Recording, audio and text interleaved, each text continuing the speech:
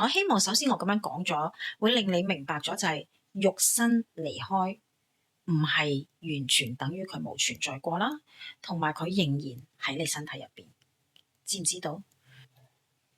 Hello，我係 Winnie 啊，又到咗天使神諭卡嘅占卜時間啦喎。今日我收到個女仔嘅 message，佢今年18歲，佢話俾我聽，爸爸喺佢哋半年前嘅時候咧，就突然之間心臟病猝死咗。爸爸當時只係45歲嘅啫，好後生。到而家已經過咗半年啦，我同媽媽咧都仲未平復到。我知道媽媽好想自殺，我可以點樣做呢？點樣可以令到大家都可以行出呢一個陰霾度呢？我哋先開隻牌睇睇實際情況係點樣。我想提醒下你，爸爸縱使而家肉身已經唔再喺度，爸爸其實仍然都同你一齊嘅。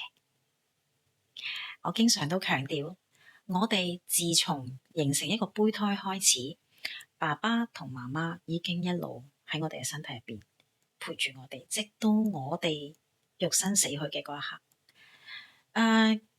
喺今日嘅呢個 moment，我都提醒翻你，永遠都要記住，佢哋從來都冇離開過你，我哋分割唔到嘅，知道嗎？我希望首先我咁樣講咗，會令你明白咗就係肉身離開唔係完全等於佢冇存在過啦，同埋佢仍然喺你身體入邊，知唔知道？從呢張卡度睇到你係一個好有睿智嘅一個女孩子嚟嘅。就而家呢一個情況嚟講，我覺得我想幫你抽多一個意見牌，去睇一睇有冇咩方法可以協助到媽媽啦，好冇？嗱，記住，我哋只係可以做到協助嘅啫，我哋唔能夠改變任何人嘅生命，除咗我哋自己之外，知道嘛？我哋有盡過力去做咗我哋可以做嘅嘢，已經足夠噶啦，知唔知道？咁我哋而家開一個意見牌睇一睇先。我覺得可以同媽媽一齊做一個書寫練習，你就寫信俾爸爸，媽媽就寫信俾佢老公，各自寫，陪媽媽一齊做。反正你哋大家都要一齊去 overcome 呢一個親人嘅離世啊嘛，一齊寫咯。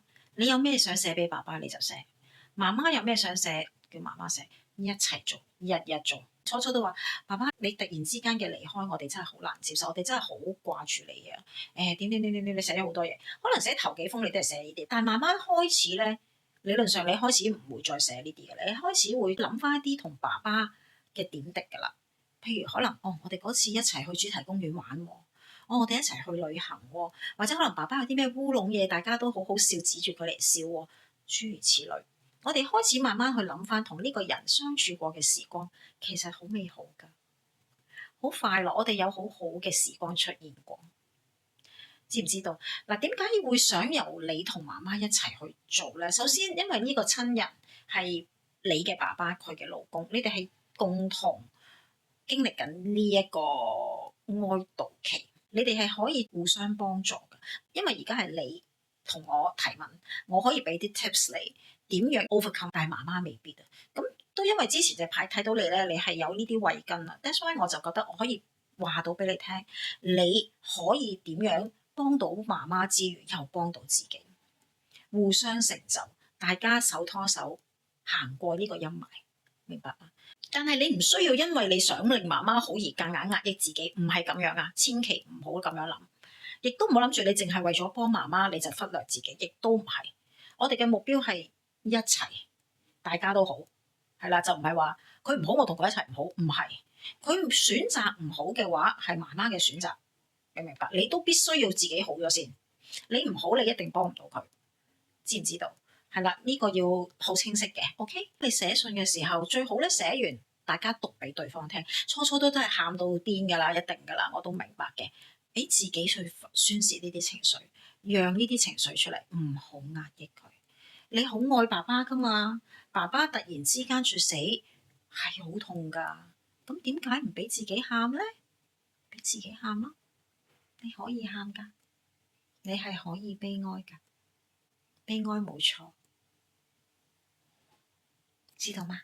正常情況之下咧，慢慢你開始就有翻我頭先講嘅嘢啦。譬如我諗起，我哋一齊去旅行喎，好開心喎，爸爸好烏龍，或者我好烏龍，或者媽媽好講寫呢啲嘢啦，開始回憶大家一齊發生過嘅事啊，點點滴滴寫翻出嚟，感染翻媽媽，跟住話俾媽媽聽。哦，原來我哋一齊都有好多好快樂嘅事發生過㗎。爸爸真係好好喎，有爸爸喺我哋生命入邊真係好啦，好感恩啊！我哋慢慢引導媽媽就係唔係失去咗佢，係呢個人存在過係一件好好嘅事。呢啲發生過嘅事仍然喺我哋嘅心入邊，佢對我哋嘅愛永遠都喺度，唔係因為佢死咗，所有嘢冇晒，跟住我覺得我個世界冧咗，唔係咁樣咯，明白嗎？